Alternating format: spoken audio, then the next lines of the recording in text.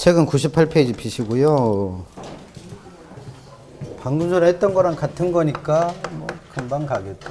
공급법칙. 얘는 아까처럼 누구랑 가격과 공급량이랑 어떤 관계에 있는가를 설명하는 법칙을 공급법칙이라 불러요. 그럼 일단 가격과 공급량이 어떤 관계인지를 확인해야 되는데, 우리가 공급 얘기를 하려면 꼭 필요한 게 만들 때 들어가는 비용, 그 물건의 가격, 그에 따라 결정되는 공급량.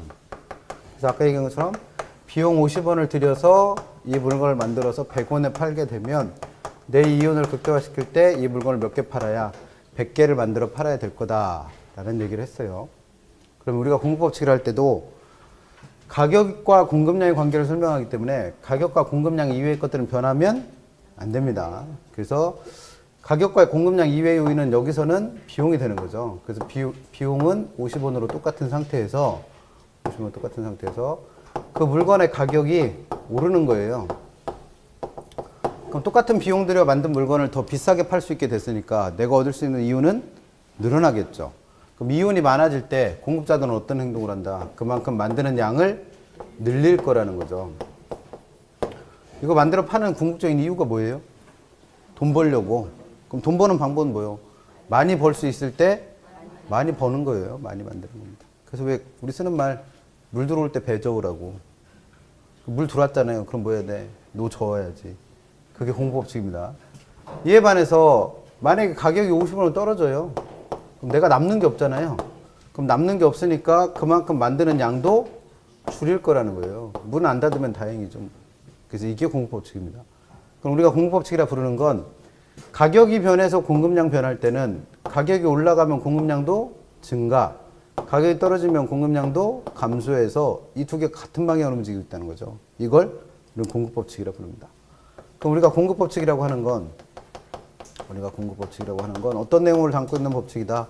가격이 변해서 공급량이 변할 때는 가격이 올라가면 공급량도 어떻게 되고 증가하고, 가격이 떨어지면 공급량도 같이 감소하게 된다라는 내용을 담고 있는 법칙을 우리는 공급법칙이라 부르는 거죠. 이걸 공급법칙이라 부릅니다.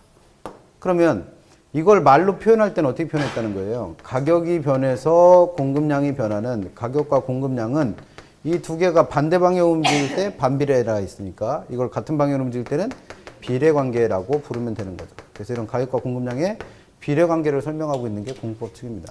그럼 여기서도 마찬가지로 우리가 중요한 건 비례관계에 있다가 중요한 게 아니라 그거의 뜻을 아는 게 중요하다는 거죠. 그게 공급법칙입니다.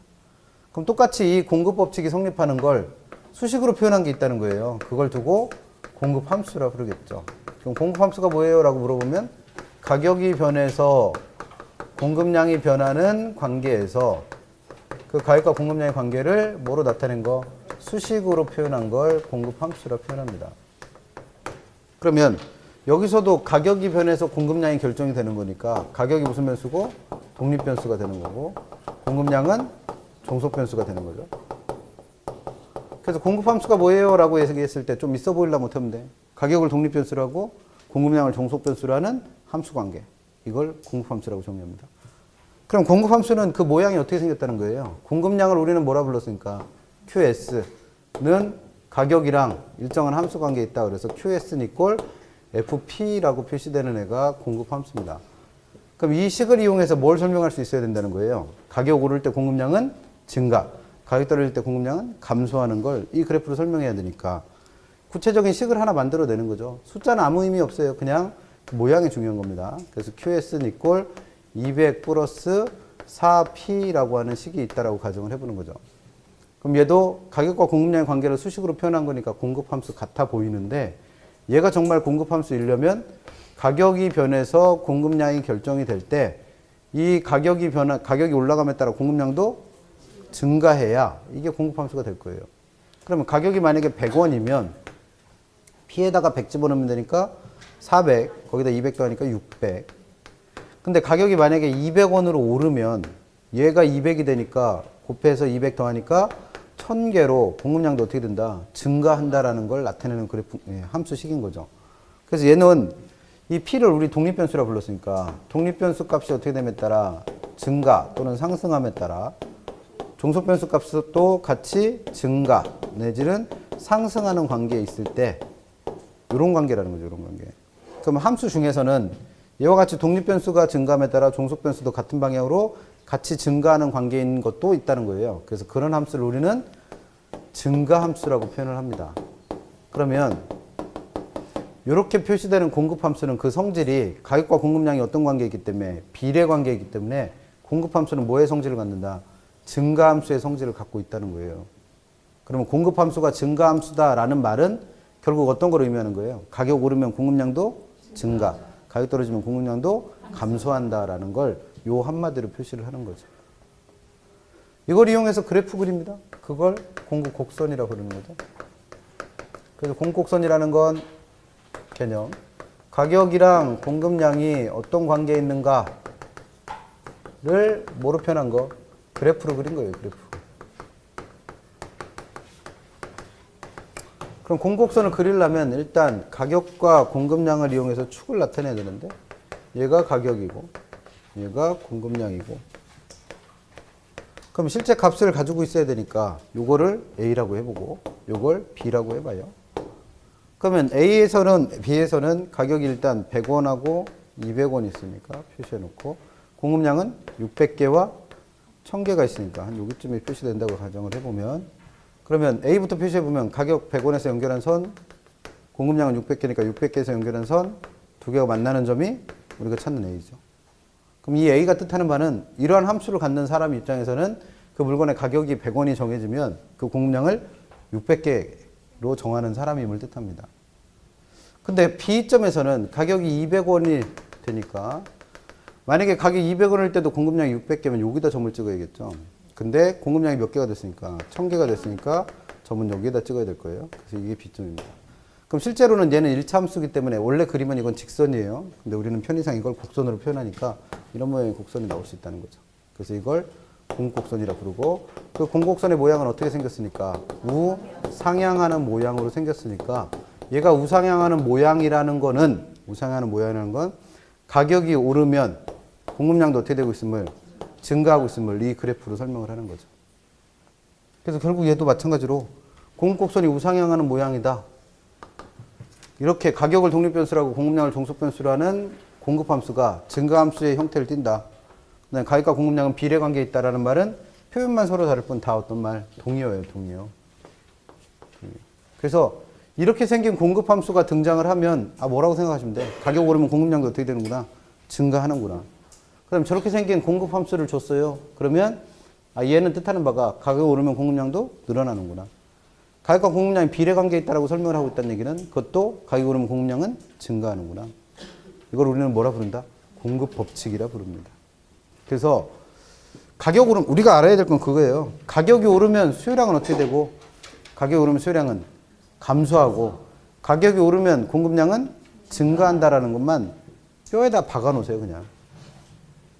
왜냐면 이거를 한참 생각해서 답을 할 정도가 되면 어떤 실수를 한다는 거예요. 예를 들어서 문제에서 가격이 어떤 물건의 가격이 4% 상승했더니 이 물건의 수요량은 몇 %인가 변합니다.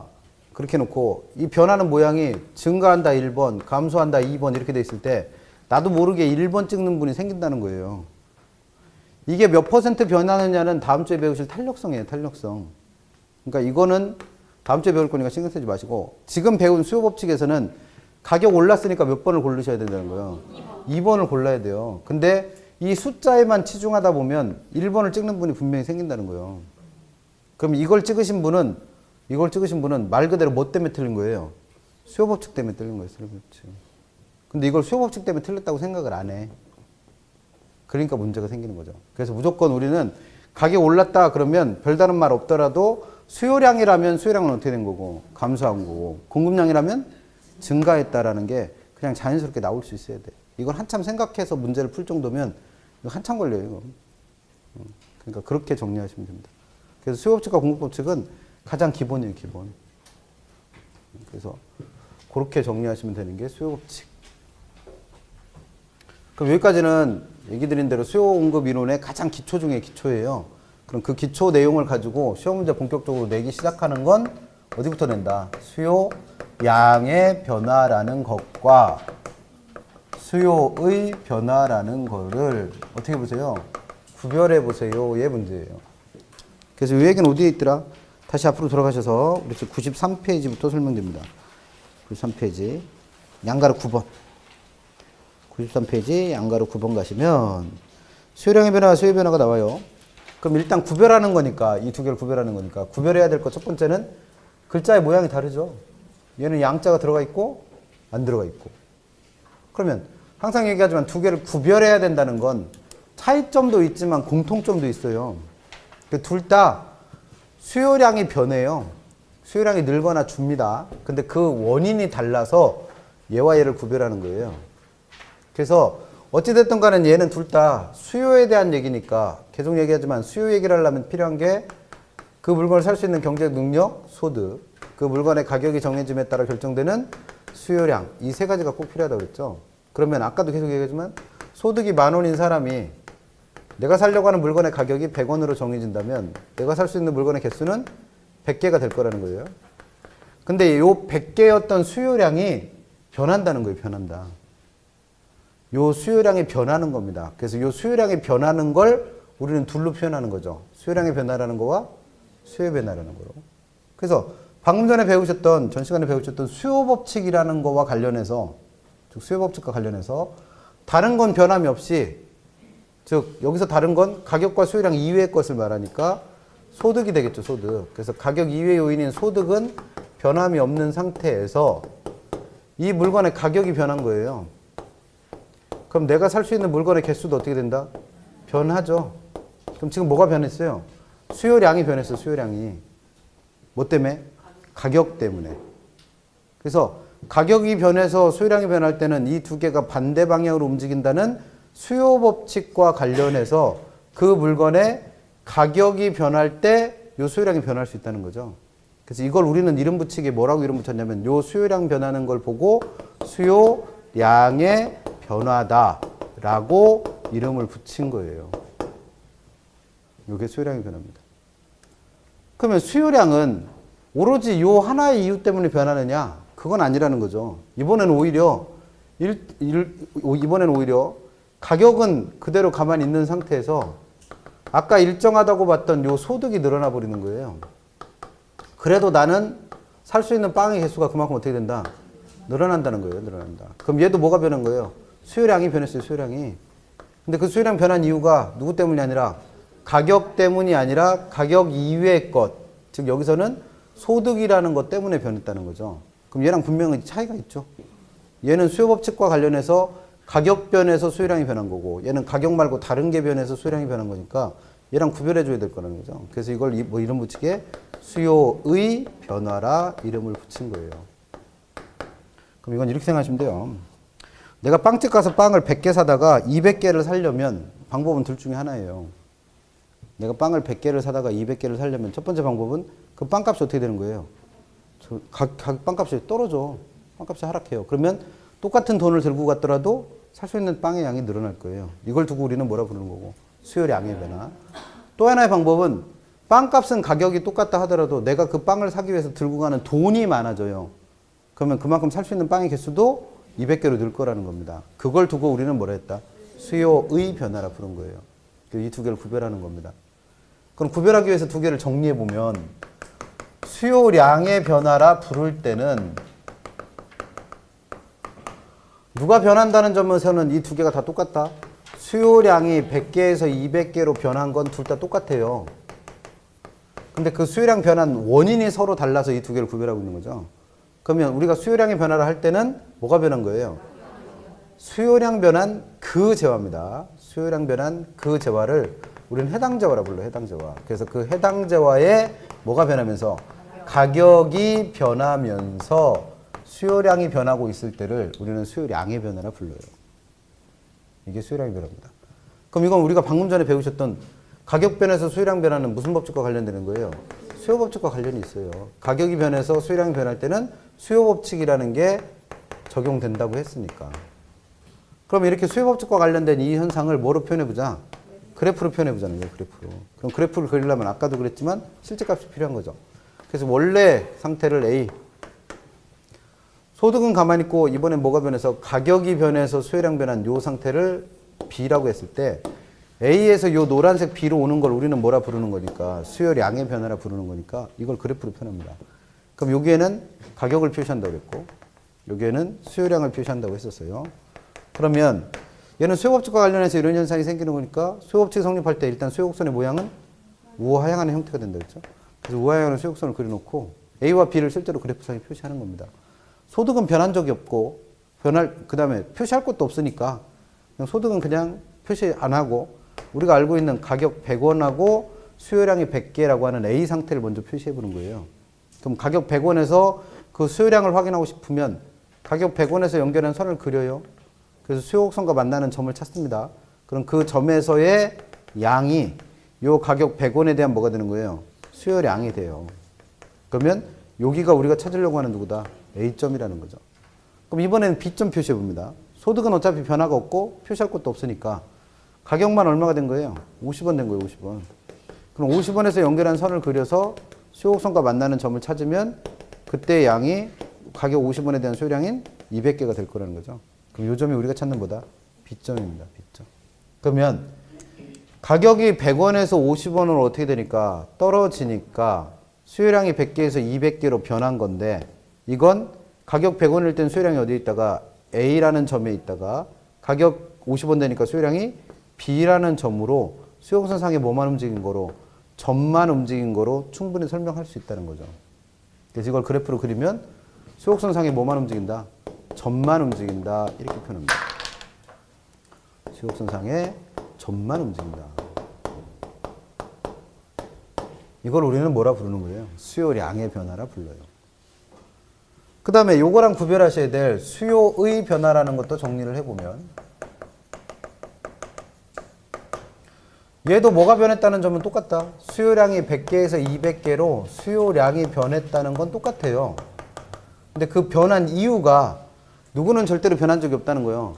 가격, 그 재화의 가격은 변한 적이 없는 거예요. 그래서 뭐가 변한 거예요? 가격 이외의 것이 변한 거예요. 해당 재화의 가격 이외의 요인이 변화를 해서 수요량이 변하고 있을 때 그럼 여기서는 지금 가격 이외 요인으로 예를 든 게 누구라는 거예요? 소득. 그래서 소득과 같은 가격 이외 요인이 변해서 수요량 변하고 있을 때를 우리는 수요 변화라고 부릅니다. 그럼 얘는 가격이 변한 적이 없는데도 불구하고 수요량이 변하고 있는 거잖아요. 그럼 가격 변에서 수요량이 결정되는 수요 법칙과는 아무런 관련이 없죠. 가격 변에서 수요량 변할 때 성립하는 게 수요 법칙인데 얘는 가격이 변한 적이 없는 거예요. 그럼 얘는 수요 법칙이 여기에 개입할 필요가 없죠. 그 수요 법칙과 아무런 관련이 없는 겁니다. 무관한 거예요. 그럼 이 현상을 똑같이 뭐로 그려보자? 그래프로 그려보자는 거예요. 그래프로. 그럼 여기에 이제 가격이 표시될 테고 여기에는 수요량이 표시된다고 할 때 얘도 마찬가지로 실제 그래프를 그리려면 실제 값이 필요하잖아요. 그러면 변화되기 전 상태의 원래 값인 A는 똑같으니까 그냥 냅두고 가격은 변함이 없고 누구만 변해서 가격 이외의 것인 소득이 변해서 수요량이 200개가 된 요 상태를 빨간색 B로 표시를 해보는 거예요. 그래서 A에서 빨간색 B로 오는 걸 우리는 뭐라 부르니까 수요의 변화라고 부르니까 그걸 그래프로 표현하는 겁니다. 그럼 A까지는 그리는 방법이 얘랑 어떻다? 똑같죠. A 값은 똑같으니까.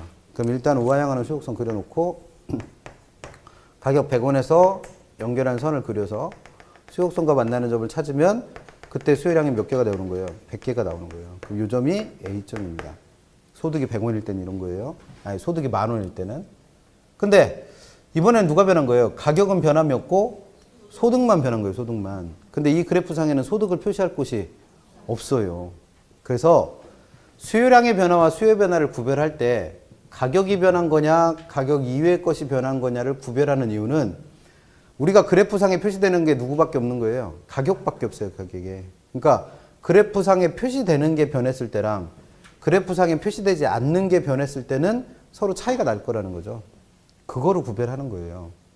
그러면 어차피 소득은 표시할 것도 없고 그러니까 표시할 수 있는 누구랑 누구만 표현한 거예요. 가격하고 수요량만. 그럼 가격은 여전히 똑같이 얼만데 100원인데 수요량은 몇 개가 된 거예요? 200개가 된 거예요. 그러면 이 200개라고 하는 수요량은 이 수요곡선 상에서는 찾아낼 수가 없는 거죠. 왜냐면 가격 100원과 수요량 200개는 아까 수요곡선 그릴 때처럼 가격 100원에서 연결한 선과 수요량 200개에서 연결한 선을 만나게 하는 점이 이게 B점인데 이 B점은 A가 지나는 수요곡선상에는 있을 수가 없는 거예요. 왜? 같은 수요곡선상에 있으려면 하나의 가격에 대해서 하나의 수요량만, 하나의 가격에 대해서 하나의 수요량만 연결돼야 걔네들을 연결한 게 수요곡선이잖아요. 근데 얘는 가격은 몇 개인데 하나인데 수요량은 몇 개요? 2개예요. 그럼 이 2개를 연결한다고 해서 이게 수요곡선이 되는 건 아니라는 거죠. 그래서 이건 같은 수요곡선상에 있을 수가 없는 거예요. 그러면 어떤 방법밖에 없다? 이거는 가격이 100원이고 수요량이 200개인 점을 지나는 새로운 수요곡선이 하나 만들어지는 방법밖에 없다는 얘기예요. 그럼 이건 쉽게 말하면 뭐다? 이 사람은 10,000원의 소득을 갖고 있을 때, 즉 10,000원 밖에는 예산이 없을 때 수요하는 모습과 소득을 이제 얼마 벌게 될 때, 20,000원을 벌게 될 때 수요하는 모습이 서로 어떻게 된 거예요? 달라진 거예요. 그럼 이 사람은 더 이상 이와 같은 수요곡선을 갖는다, 안 갖는다? 안 가져요. 왜? 소득이 늘어나면서 수요하는 모습 자체가 변한 거예요. 그럼 이 사람의 새로운 수요곡선은 이런 모양이 된 거죠. 그래서 이걸 표현하기에는 원래 있던 수요곡선, 즉 A를 지나던 수요곡선이 어디를 지나는 수요곡선으로? B를 지나는 수요곡선으로 아예 수요곡선 자체가 어떻게 했다? 이동해 버렸다라고 표현합니다. 수요곡선 자체가 변한 거니까. 그래서 그 이유는 뭐 때문에? 소득이 어떻게 되면서? 증가하면서 이 경우에는 아예 뭐가 움직인다? 수요곡선 자체가 수요곡선 자체가 이동했다라고 설명을 한다라는 거죠. 두 개 구별하는 것이 시험 문제 없습니다. 그럼 구별할 거리는 제일 먼저 가격이 변한 거냐? 이때 가격은 주의하실 거 수요량 변한 그 재화여야 돼요. 그래서 수요량 변한 그 재화를 해당 재화라 불러요. 그래서 해당 재화의 가격이 변한 거냐? 아니면 가격은 절대로 변함이 없고 가격 이외의 것이 변한 거냐? 이 차이가 있고 수요법칙과 관련이 돼 있느냐? 수요법칙과는 전혀 무관한 얘기냐? 또는 수요곡선상의 점만 움직일 거냐? 아니면 수요곡선 자체가 움직일 거냐? 이런 거 구별하시면 됩니다. 그럼 이 두 개를 구별하는 걸 시험 문제 내는 건 됐다 어려운 문제다, 됐다 쉬운 문제다? 됐다 쉬운 문제요. 세 개 구별 못해도 틀리는 거니까. 그럼 이걸 내는 출제자의 의도는 뭐예요? 맞추라는 거예요? 틀리라는 거예요? 맞추라는 거예요. 그럼 맞춰줘야죠. 그러니까 이런 거 틀리는 분들이 문제예요. 이런 거 틀리는 게. 이런 건 절대 틀리면 안 돼요. 틀리면 떨어져. 그러니까 이런 건 절대 틀리시면 안 돼요. 맞추라고 내는 문제를 틀려. 그리고 틀리라고 내는 문제는 어려워서 또 틀려. 그럼 뭘 맞춰서 합격해? 맞출 게 없어요. 그러니까 맞추라고 내는 문제만 잘 골라서 맞춰도 우리 시험에서는 합격해요. 몇 점만 맞으면 되니까. 60점만.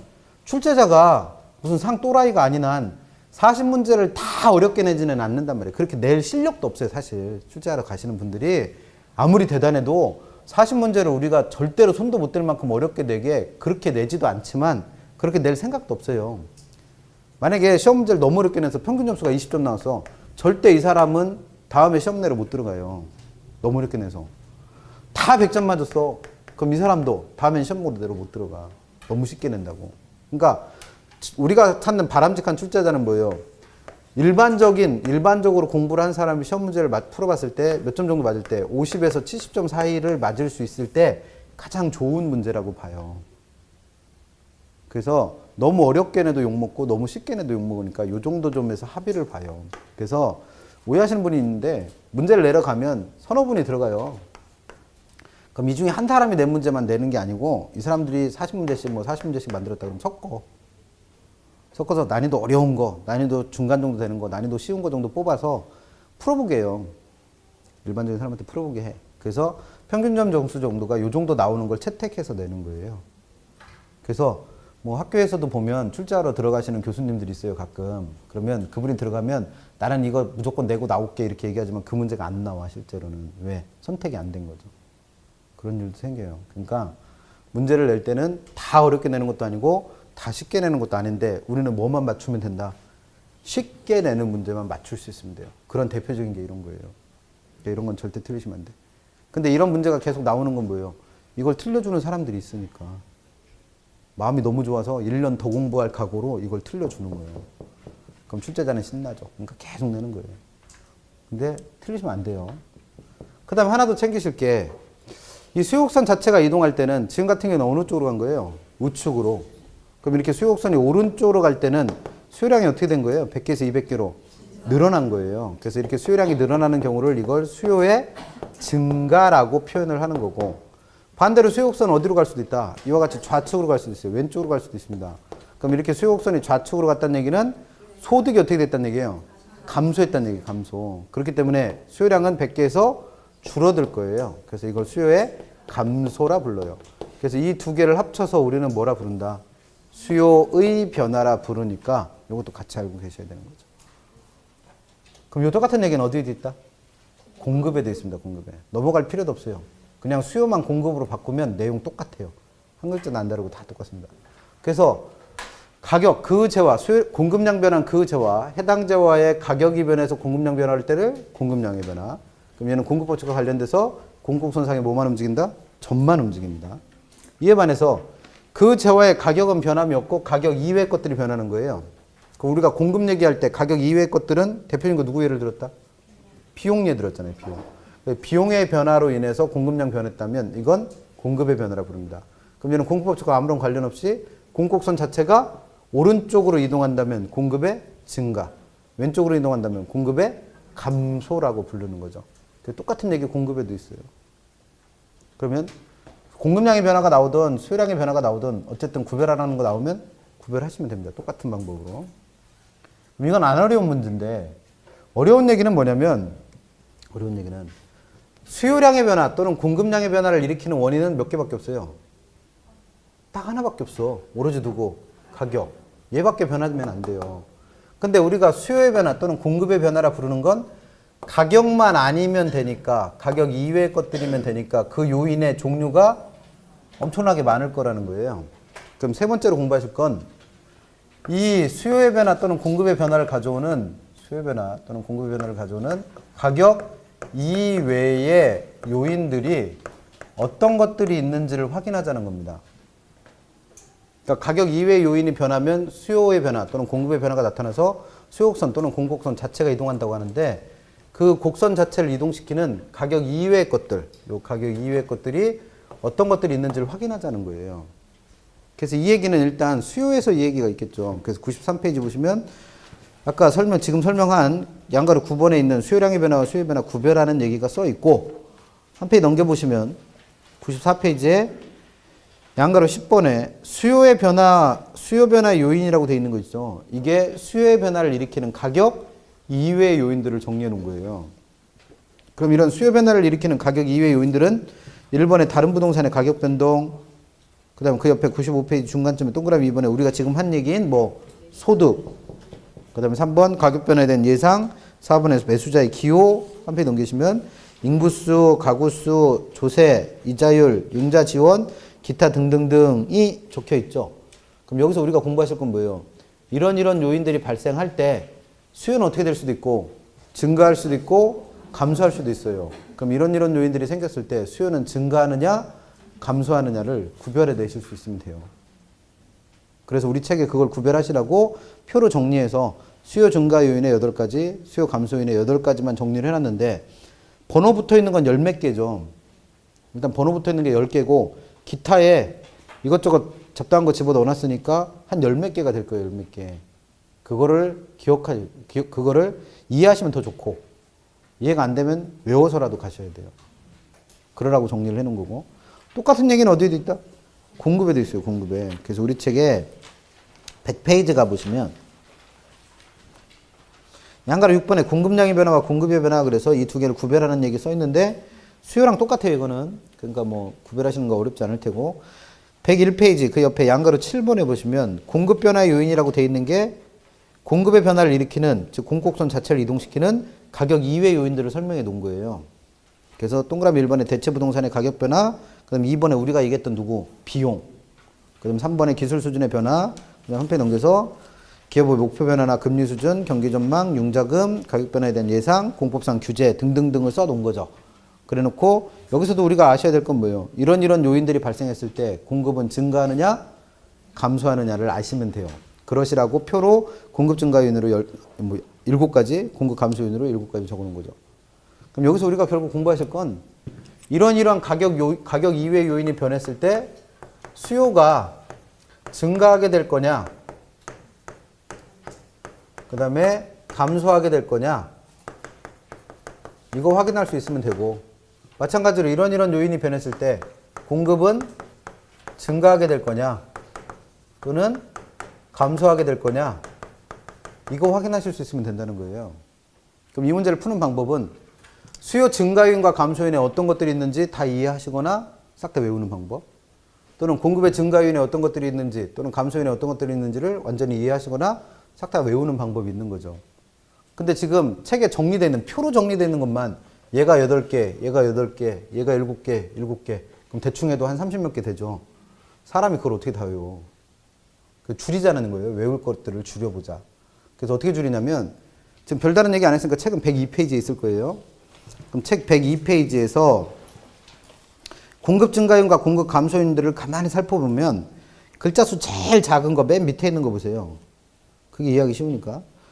그럼 맨 밑에 공법상 규제 돼 있죠. 공법상 규제. 그래서 공급이 증가하려면 규제가 어떻게 돼야 되고 완화.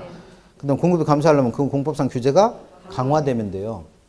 그럼 둘은 어떤 특징이 있어? 공법상 규제라는 점은 똑같고 완화면 증가, 강하면 감소. 다 이런 식으로 되어 있습니다. 그러니까 모든 내용들이 내용은 다 똑같고 방향만 어떻게 되어 있는 거예요? 반대로 되어 있어요. 그러면 우리는 증가 감소를 따로 외울 필요 없이 뭐만 알고 계시다는 거예요? 증가만 알고 계세요. 증가만. 왜? 증가 요인을 어떻게 하면 다 거꾸로 뒤집으면 이게 뭐니까? 감소. 어떻게 아시라는 거예요? 공법상 규제가 완화되면 공급은 어떻게 된다? 증가한다만 아시라는 거예요. 그러면 반대로 시험 문제에서 공법상 규제가 강화됐다. 그럼 그걸 굳이 외우지 않았더라도 그게 무슨 요인이구나? 감소 요인이구나를 알 수 있을 거 아니에요. 여기서도 마찬가지로 소득이 증가할 때 수요가 어떻게 된다는 것만, 증가한다는 것만 아시라는 거예요. 만약에 반대로 소득에 감소가 나오면 수요는 어떻게 되는 거? 감소되는 거 바로 알 수 있으니까. 그래서 우리는 증가 요인만 알고 감소 요인은 잊어버립니다. 그럼 공부할 게 반으로 줄었죠. 반으로 줄은 거예요. 그럼 그 반으로 줄은 거를 정리하자는 거예요. 우리 책에는 수요의 증가 요인과 공급의 증가 요인을 따로따로 써놨잖아요. 따로따로. 그래서 이 두 개를 비교해서 공부할 필요가 있는데 그 표가 없어요. 책에. 그래서 이 표 하나 정리해서 이 표 안에 있는 거를 이해하는 겁니다. 그래서 이 표의 내용 정리해 드릴 거는 세 가지 정도로 나눌 거예요. 첫 번째는 수요와 공급에 따로따로 영향을 주는 게 있어요. 그럼 여기에 들어갈 것들은 어떤 특징을 갖고 있냐면 여기에 있는 건 누구한테만 증가시킬 뿐, 수요만을 증가시킬 뿐, 공급에는 영향을 준다, 안 준다? 안 주는 게 있을 테고, 여기에다 적을 것들은 어떤 거다? 공급만 증가시킬 뿐, 수요에는 영향을 준다, 안 준다? 안 준다.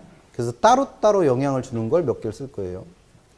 그 다음에 또 하나 정리해 드릴 건, 이 두 번째에다 쓸 거는 수요와 공급을 동시에 변화시킬 거예요. 근데 그 방향이 같은 방향으로 영향을 줄 것들을 적을 겁니다. 그럼 여기에 들어가는 것들은 어떤 특징이 있을 거다? 수요도 증가시키면서 동시에 공급도 증가시킬 걸 여기다 쓸 거예요. 그다음 세 번째는 어떤 것들이냐면 수요와 공급을 동시에 변화시키는데 그 방향이 반대로 돼 있는 것들을 또 몇 개 적어드릴 거예요. 그럼 얘네들은 어떤 특징을 갖는다? 여기에다 적을 것들은 수요를 증가시키면서 동시에 공급은 어떻게 하게? 감소하게. 여기다 적을 것들은 공급을 증가시키면서 동시에 수요는 감소하게 만들 걸 적을 거예요. 그래서 여기다 적어드리는 요 내용만 정확하게 이해하시거나 아니면 싹 다 외워갖고 들어가시면 웬만한 문제는 다 풉니다. 근데 시험 문제에서는 이게 한 문제는 무조건 나와요. 그래서 오늘 풀게 될 10문제 중에 8개가 이 얘기예요. 그러니까 지금 수요량의 변화와 수요의 변화부터 여기까지 문제가 오늘 나눠드릴 것 중에 8개입니다. 그럼 그만큼 문제를 많이 넣어놨다는 얘기는 그만큼 시험 문제가 많이 나온 거예요, 얘네들이. 그래서 제일 먼저 수요만 증가시킬 수 있는 건 배웠어요, 방금 전에. 어떤 거? 가격 이외의 요인 중에. 지금 우리가 하고 있는 건 뭐다? 수요 곡선 또는 공곡선 자체를 이동시키는 가격 이외의 요인들을 배우고 있는 거예요, 가격 이외의 요인. 그럼 그 가격 이외의 요인 중에 수요를 증가시키는 대표적인 건 소득이에요, 소득. 소득이 어떻게 되면 증가 또는 소득이 향상되면 수요도 어떻게 된다? 증가합니다. 근데 이 소득이 늘어나는 건 공급에는 영향을 준다, 안 준다? 안 줄 거라는 거예요. 반대로 소득이 감소하면 수요도 어떻게 될 거다? 감소할 거다. 근데 모든 재화가 다 그런 게 아니라 정상재라고 하는 재화만 그래요. 그래서 요거는 일단 적어 놓으시고 설명은 다음 주에 볼 겁니다. 정상재가 뭔지는 다음 주에 보니까. 그 다음에 수요만 증가시킬 수 있는 또 다른 요인들에는 물건을 사게 될 수요자 수가 늘어나요. 그럼 살려는 사람들이 많으면 가격은 변하지 않았더라도 그 물건에 대한 수요가 어떻게 된 거다? 늘어난 거죠. 살려는 사람들이 많아졌으니까. 그럼 세 번째, 그 물건을 좋아하는 사람들이 많아졌어요. 이걸 선호라 부릅니다. 선호. 선호의 증가. 그럼 그 물건의 가격이 변하지 않더라도 그 물건에 대한 수요가 어떻게 된다? 늘어나요. 그럼 이런 것들은 어디서 볼 수 있냐면 우리 옛날에 불과 몇 년 전만 해도 다운 패딩 있잖아요. 그 다운 자켓, 패딩. 그러면 이거 살 때 대체로 어디 거 사셨어, 대충? 뭐 이런 데 거 샀잖아요. 근데 요즘에는 뭐가 유행해요, 다운 자켓 중에? 캐구라는 거 들어보셨나? 캐나다 구스. 얘기 안 할래요? 모르면 할 필요가 없어. 그러면 그런 거에 대한 수요가 늘었죠, 요즘에. 그 뭐 대통령 옛날에 전직 대통령 손녀가 입어갖고 유명해진 것도 있잖아. 몽클레어. 그럼 그런 거 우리는 있는지도 몰랐지. 근데 요즘에는 어떻게 됐어요? 그런 거에 대한 선호가 늘어서 그걸 사는 사람들이 많아진 거예요. 그런 게 선호해진 거예요. 네, 그냥 넘어갈게요. 잊어버리세요. 그럼 이런 것들은 수요한테만 영향을 주고 공급에는 영향을 준다 안 준다? 안 줘요. 그 다음에 공급을 증가시킬 수 있는 것들에는 우리 아까 얘기한 거 누구? 비용. 그럼 비용은 어떻게 돼야지 공급이 늘어난다는 거예요? 비용이 감소해야 돼, 감소. 만드는 비용이 적게 들어야 똑같은 가격에 팔더라도, 즉 가격의 변화가 없더라도 내가 벌 수 있는 게 많아지죠. 그럼 버는 돈이 많아지면 그만큼 만드는 양을 늘린다고 그랬으니까. 그래서 비용이 감소하면 공급도 늘어납니다. 근데 비용을 감소시키는 방법이 두 가지 정도 돼요. 첫 번째는 물건을 만들 때 들어가는 재료. 이걸 생산요소라 부르죠. 생산요소. 그럼 이 생산요소의 가격이 어떻게 되면 하락을 해요. 쉽게 말해서 빵 만드는 데 들어가는 재료인 밀가루 가격이 떨어진 거예요. 그럼 밀가루 가격이 떨어지면 빵 만드는 비용이 그만큼 어떻게 된 거예요? 줄어. 그러면 똑같은 물건을 똑같이 팔더라도 그만큼 비용이 적게 드니까 많이 만들어 팔게 된다는 거죠. 또는 두 번째, 똑같은 재료로 똑같이 만들더라도 기술이 점점 좋아지는 거예요. 기술이 향상. 그러면 그만큼 공급은 어떻게 될 거다? 많아질 겁니다. 뭐의 변화가 없더라도? 가격의 변화가 없더라도. 가격의 변화가. 지금 우리는 무슨 얘기하고 있어요? 가격 이외의 것들 얘기하는 거예요. 그러니까 가격은 변하면 돼, 안 돼? 안 된 상태예요. 그러니까 항상 제목 보고 생각하세요. 제목 보고. 제목을 다뤄놓는 이유가 그거니까. 그 다음에 또 하나의 요인 중에는 물건을 만들어 파는 공급자의 수가 늘어요. 그럼 가격의 변화가 없더라도 공급은 어떻게 된다? 늘어나는 거죠. 그래서 이런 것들은 수요한테만 영향을 줄 뿐, 얘는 공급한테만 영향을 줄 뿐, 따로따로 영향을 주는 것들입니다. 그 다음에 수요와 공급을 동시에 증가시킬 수 있는 것 중에 첫 번째는 세금이 그래요, 세금. 그 세금을 덜 내도 돼. 그러면 집 사는 사람들, 집 만들어 파는 사람들의 수는 그만큼 어떻게 될 거다? 늘어나겠죠. 그럼 수요 공급 둘 다 증가하는 거죠. 두 번째, 대출받아서 집을 사야 돼요. 대출받아서 집을 지어야 돼. 근데 그 대출 이자율이 어떻게 되면 하락하면 그만큼 돈 빌리기가 쉬워진 거죠. 그럼 가격의 변화가 없더라도 수요 공급 둘 다 어떻게 된다? 늘어날 거예요. 세 번째, 같은 맥락에서 내가 빌릴 수 있는 돈의 크기가 확대돼요. 빌리는 돈이 많아지는 겁니다. 그래서 이걸 표현하기를 내가 은행에서 돈 빌릴 때 은행에서는 내가 빌릴 수 있는 돈의 크기를 제한하기 위해서 LTV라든지 또는 DTI라는 거의 비율을 조정을 하는데 이 비율들이 높아지는 거예요. 그러면 그만큼 빌릴 수 있는 돈도 많아진 겁니다. 그럼 돈 많이 빌려서 뭐 할 거니까? 집을 사고 집을 지을 거니까 수요 공급 둘 다 어떻게 된다? 증가합니다. 그 다음 네 번째, 정부에서 집을 사는 사람들을 위해서 또는 집을 짓는 사람들을 위해서 보조금을 준 거예요. 그럼 이 보조금 받은 사람들은 집에 가서 뭐 할 테니까 집 사고 집 지을 테니까 가격의 변화가 없더라도 수요는 공급은 둘 다 증가합니다. 다섯 번째, 아까 우리가 읽어본 거 공법상 수요가 못 늘어나게 또는 공급이 못 늘어나게 규제를 하고 있었어요. 그랬다 그 규제를 어떻게 했다? 풀어줬어요. 그럼 수요도 공급도 둘 다 어떻게 된다? 늘어날 겁니다. 그래서 이런 것들이 가격 이외의 요인들 중에서 수요도 공급도 둘 다 증가시키는 것들이 됩니다. 그 다음에 수요와 공급에 동시에 영향을 주는데 그 방향이 반대인 것들도 있어요. 그래서 그 첫 번째가 만약에 실제로 가격이 오른다? 그럼 얘는 뭐가 변한 거예요? 가격이 변한 거니까 가격이 변화로 수요량 또는 공급량이 변하는 건 우리는 뭐라 불러요? 수요량의 변화 또는 공급량의 변화라 부르니까 우리가 지금 하고 있는 건 가격 이외의 것들이니까 가격이 실제로 오르면 돼요? 안 돼요? 안 돼요. 그래서 가격이 오를 것으로 예상만 되는 겁니다. 아직 가격은 올랐다 안 올랐다? 안 올랐고 오를 것으로 예상만 되는 거예요. 그럼 이런 대표적인 게 뭐냐면 뉴스를 보다가 우연히 봤는데 2016년 1월 1일부터 쓰레기 봉투 값이 올랐대요. 별로 신경 안 쓰고 사는데 쓰레기 봉투 가격이 올랐대요. 그러면 이걸 오르기 전날 1월 31일 날 그럼 아직까지 가격은 오른 거예요? 안 오른 거예요? 안 오른 거죠. 뭐만 하고 있는 거예요? 가격이 오를 것으로 예상만 한 거예요. 그러면 이렇게 가격이 오를 것으로 예상될 때 수요자들은 어떤 행동을 한다? 오르기 전에 사놔야 되니까 다 쓰레기 봉투 사러 가죠. 그럼 가격은 변한 적이 있어요? 없어요? 없는데 수요가 어떻게 된 거예요? 늘었어요. 그래서 가격 상승에 대한 예상이 있을 때 수요는 늘어납니다. 근데 실제로 31일 날 봉투 사러 가면 봉투가 있어? 없어? 없어. 왜? 공급자는 안 팔지. 언제 팔으려고? 하루만 지나면 더 비싸게 팔아먹을 수 있으니까. 지금은 팔아 안 팔아? 안 팔어. 그래서 공급은 되려 어떻게 돼요? 감소해요. 그래서 가격이 오를 것으로 예상될 때 수요자들은 수요를 늘리지만 공급자들은 공급을 감소시킵니다. 그래서 수요 증가와 공급 감소가 동시에 나타나는 거죠. 그럼 거꾸로 공급이 늘어나려면 어떻게 하면 돼요? 가격이 어떻게 할 것으로 예상될 때? 하락할 것으로 예상될 때. 갖고 있어봐야 물건값 떨어질 것만 같아. 그럼 어떻게 해야 돼요? 빨리빨리 팔아내야죠. 그래서 공급은 어떻게 돼요? 늘어나. 근데 사람들은 가격이 떨어질 거로 예상될 때 산다 안 산다? 안 사. 내일 모레부터 백화점 세일이요. 그럼 오늘은 백화점 가 안 가? 절대 안 가죠. 왜? 세일 시작하고 물건 사야 될 거 아니에요. 그래서 가격이 떨어질 것으로 예상될 때는 수요는 감소하면서 동시에 공급은 늘어납니다. 그래서 동시에 영향을 주되 방향이 어떻게 되어 있다는 거예요? 반대. 그럼 여기까지는 이해가 돼요. 별로 안 어려워. 이거는 다 우리가 현실 세계에서 볼 수 있는 것들이니까. 근데 어려운 게 뭐냐면 우리 책에서는 다른 부동산의 가격 변동이라는 게 수요와 공급에 동시에 있었어요.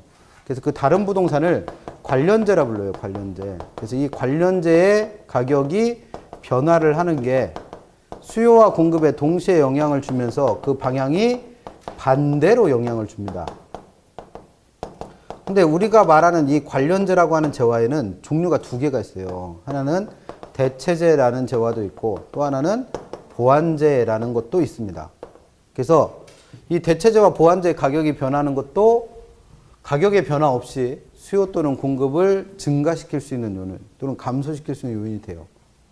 그러면 이 관련재가 뭔지부터 정리를 해보자는 거죠. 관련재. 관련재는 어디에도 있고 어디에도 있다? 수요에도 있고 공급에도 있어요. 근데 이 두 개를 같이 설명드리면 헷갈리니까 우리는 무조건 수요만 먼저 기억을 하세요.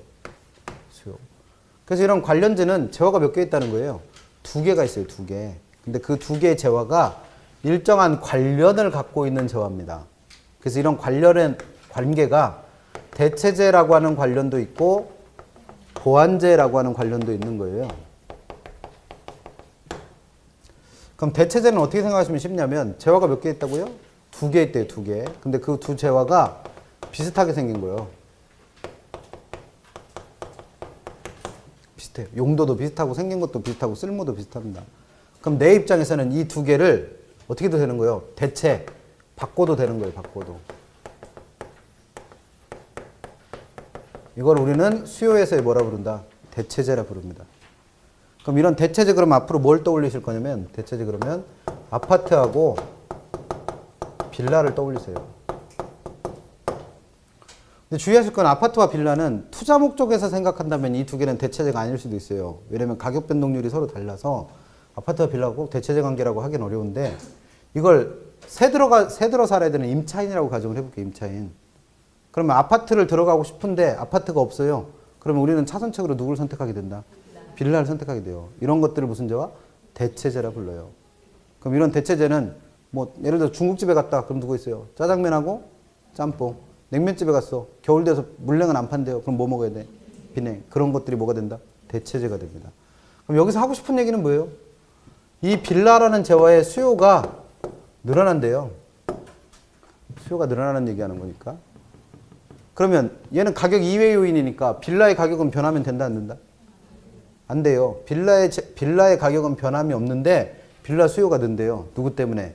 빌라와 대체재 관계에 있는 아파트의 가격이 변화를 하면서 그걸 확인해 보는 겁니다. 그럼 확인해 볼게요. 아파트의 가격이 올라요. 그런데 이 아파트라는 재화는 실상은 빌라라는 재화와 무슨 관계에 있는? 대체재 관계에 있는 재화예요. 그래서 아파트는 빌라에 보다 대체재. 그럼 빌라 입장에서 아파트 가격이 오른 건 대체재 가격이 어떻게 된 거예요? 오른 거예요. 그럼 빌라는 조금 이따 살펴보고, 아파트의 가격이 오르면 아파트의 수요량은 어떻게 된다? 아파트의 수요량은 감소해요. 이거 답을 못 하시는 분은 아직도 뭘 이해를 못 하는 거예요? 수요 법칙이 이해가 안 되는 거예요. 그럼 이걸 우리가 알아듣는 말로 바꿔봐요. 아파트 가격 비싸지니까 사람들은 아파트 산다 안 산다? 안 산다는 얘기예요. 대신 뭐 사는 거예요? 빌라 사는 거지. 그래서 빌라에 대한 수요는 그만큼 어떻게 된다? 증가할 거예요. 그러면 지금 우리는 뭘 설명하고 있는 거예요? 빌라의 가격이 변화가 없는데 빌라의 수요가 늘어난 거예요. 누구 때문에? 빌라와는 무슨 관계에 있는? 대체재 관계에 있는 대체재의 가격이 어떻게 되면서? 상승하면서. 그래서 여기서 가격이 변화했음에도 불구하고 이걸 가격 이외의 요인으로 보는 이유는 뭐예요?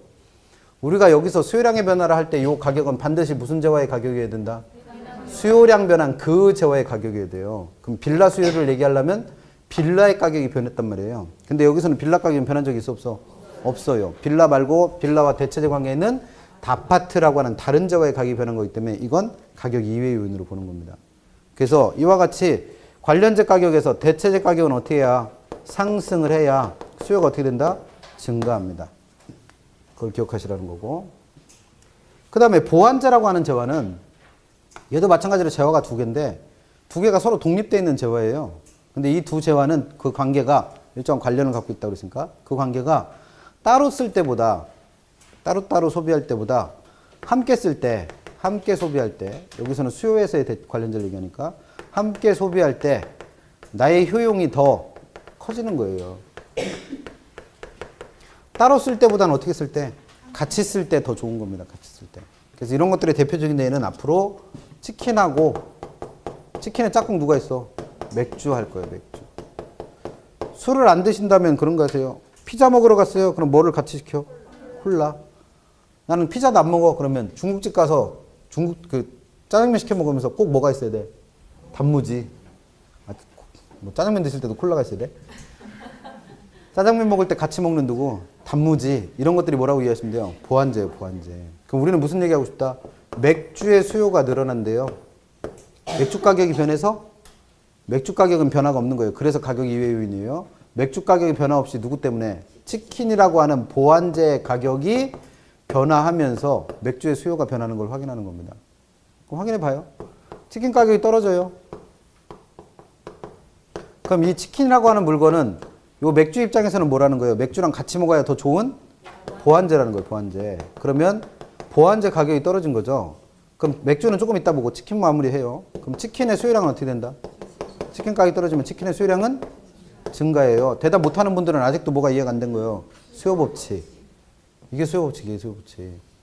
그 현실적으로 그렇잖아요. 오늘 수업 끝나고 집에 갔더니 아파트 현관에 그 전단지가 하나 붙어서 치킨집 새로 개업해갖고 원래는 18,000원에 파는 치킨을 반값 9,000원에 판답니다. 오늘 오후 간식, 애들과 먹어야 될 간식은 뭐요? 치킨이지 뭘. 치킨 가격 떨어지면 치킨 수요량 늘어요. 그럼 치킨만 시키나? 모두 같이 시켜야 돼. 맥주도 같이 시켜야지. 애들은 주지 말고 나만 먹는 거요. 맥주에서. 그래서 이걸 합쳐서 우리는 뭐라 불러? 치맥이라 부르잖아. 설마 이 동네는 이것도 안 쓰는 거야? 그래서 시킬 때 뭐라 그래요? 치킨 시켜주면서 뭐 시켜? 반반 무만이 시키고 이것도 모르겠네? 프라이드 반, 양념 반, 무수는 많이 갖다 주시고 플러스 뭐도 하나 포장해 주세요. 생맥주도 500cc 하나 보내주세요. 이렇게 시키잖아. 아 그런 거예요? 여기는 치킨도 안 드시는 거야? 그러면 치킨 시키면서 뭐의 수요도 같이 든다? 맥주 수요도 같이 드는 거예요. 그러면 지금 맥주의 수요가 늘었죠? 맥주 가격이 변해서? 맥주 가격은 변한 적이 없어. 뭐의 가격이 변하면서? 맥주와 보완제 관계에 있는 치킨의 가격이 변하면서. 그래서 기억하실 건 뭐다? 보완제는 그 보완제의 가격이 어떻게 될 때? 하락할 때 그 재화와 보완제 관계에 있는 또 다른 재화의 수요를 어떻게 한다? 증가시킨다. 알고 계시면 됩니다. 그럼 이 똑같은 얘기를 우리는 어디 가서 또 해야 돼? 수요의 감소에도 똑같이 해야 돼. 수요 감소. 왜? 증가율을 거꾸로 뒤집으면 뭐라고 그랬습니까? 감소. 그러면 수요가 감소하려면 어떻게 하면 돼요? 대체제는 가격이 하락, 보완자는 가격이 상승. 그 다음에 이거랑 묶는 이유가 뭐였어요? 이 두 개는 서로 무슨 관계 있다? 반대 방향으로 움직인다며. 그럼 공급에서는 관련제에서 대체제는 그 가격이 어떻게 될 때? 하락할 때. 보완제는 그 가격이 어떻게 될 때? 상승할 때. 공급은 어떻게 된다? 증가한다는 얘기예요. 그 다음에 이걸 거꾸로 뒤집으면 뭐니까? 공급의 감소니까. 공급이 감소하려면 대체제 가격은 어떻게 되고? 상승. 보완제 가격은 하락하면 되지. 왜 말을 못해? 헷갈리기 시작하는 거죠, 이게. 그럼 헷갈리는 이유가 뭐예요? 4개나 돼서 그래. 대체제, 보완제, 대체제, 보완제, 대체제, 보완제에서 확인해야 될 게 몇 개예요? 4개나 돼요. 그러면 그 4개나 되니까 헷갈리는 걸 안 헷갈리는 가장 좋은 방법은 뭐예요? 하나만 알고 있어. 내가 알고 있는 건 오로지 하나밖에 없어요, 하나. 그럼 헷갈리고 자식할 게 없는 거예요. 오늘 올 때 버스를 잘못 타서 뺑뺑 돌아갔고 늦을 것 같아서 중간에 내려서 택시 타고 왔어요. 그럼 헷갈린 이유가 뭐예요? 여기까지 오는 버스가 여러 대라 헷갈린 거예요. 그럼 안 헷갈리는 가장 좋은 방법은 뭐예요? 다른 버스 오든 말든 신경 쓰지 말고 무조건 한 대만 기다리면 돼. 그럼 헷갈리고 자식할 게 없죠. 그래서 12번 타고 오면 돼. 근데 좀 머리 쓴다고 다른 거 타다가 뺑뺑 돌더라고. 그래서 중간에 내려가고 택시 타고 왔어요. 늦을까봐. 그래서 무조건 하나만 알고 있으면 돼요. 그래서 이거 하나만 외우시라는 거예요. 어떻게? 대체제 가격이 오르고 보완제 가격 하락할 때 수요는 어떻게 된다? 증가한다. 그러면서 동시에 공급은 어떻게 된다는 거예요? 감소한다. 이거 하나만 외우시라고. 다시 정리해요. 대체제 가격이 오르고 보완제 가격이 하락하면 수요는 증가하면서 동시에 공급은 감소한다. 이거 하나만 외우시라고. 그럼 만약에 시험 문제 이렇게 나왔어요. 다음 중 수요를 증가시키는 요인이 아닌 것 이렇게 물었습니다. 그럼 내가 외운 걸 물은 거잖아요. 그럼 대체제 가격이 나오면 뭐라고 나와 있으면? 상승이라고 나와 있으면 맞는 거고 대체제 가격이 나왔는데 하락이 나오면 틀린 거지. 그렇게 푸시면 된다고. 헷갈리게 하지 마시고 그렇게 하세요. 대체제 가격이 오르고 보완제 가격이 하락하면 수요는 어떻게 된다? 증가. 공급은 감소. 그거 기억하시면 된다. 나머지는 신경 쓰실 거 없죠. 그래서 시험 문제는 어떻게 내는 거예요? 지금 정리해드린 이 내용들에서 5개를 뽑아.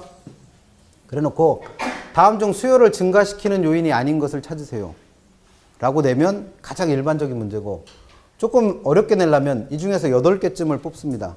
8개나 6개쯤을 뽑아놓고 다음 중 수요 곡선을 좌측으로 이동시킬 수 있는 요인이 아닌 것으로 묶인 것 또는 수요 곡선을 좌측으로 이동시키는 것은 몇 개입니까?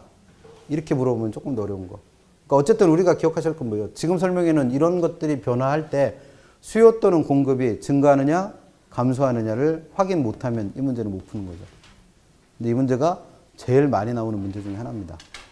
그래서 기출문제를 풀어보시든 아니면 문제집을 풀어보시든 그 안에 나와 있는 문제 중에 수십 개가 이거예요, 다. 그래서 이거는 꼭 하셔야 돼요. 그래서 수요의 변화, 수요량의 변화 구별하시는 거랑 그 수요 변화를 일으키는 가격 이외의 요인들이 어떤 것들인지까지 정리하신 거죠. 잠깐 쉬었다 가는 104페이지부터 나오는 균형부터 다시 갑니다. 잠깐 쉬었다 할게요.